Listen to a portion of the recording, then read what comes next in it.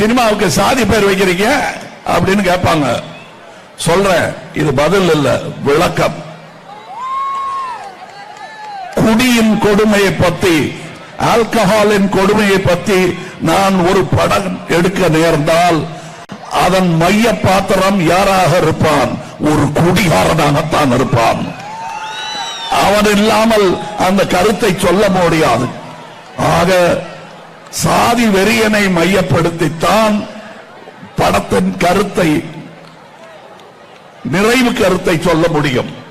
அவன் பாழாகி போன கதையையும் பண்பட்ட கதையையும் நாம் சொல்லும் பொழுது அது சாதியை உயர்த்தி பிடிப்பதாக, அது விமர்சிப்பதாகும்.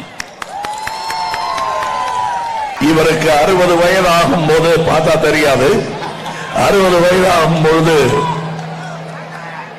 திருமாமணி என்று ஒரு மலர் வெளியிட்டார்கள். அந்த மலரில் என்னுடைய கட்டுரையும் இடம்பெற்றிருந்தது.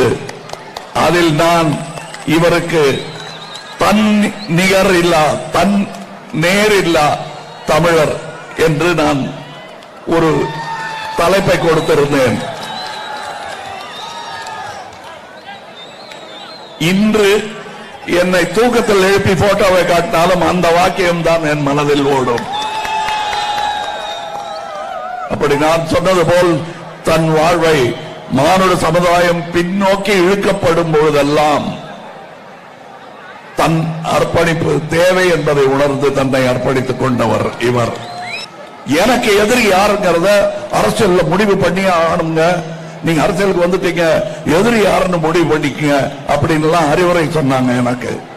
நான் அரசியலுக்கு வருவதற்கு முன்பாக ஓரளவுக்கு அரசியல் தாக்கம் ஏற்பட்ட போது என் எதிரி யார் என்பதை முடிவு செய்து கொண்டு விட்டேன்.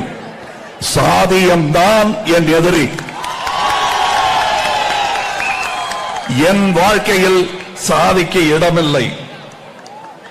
என் சினிமாக்களும் அப்படித்தான்.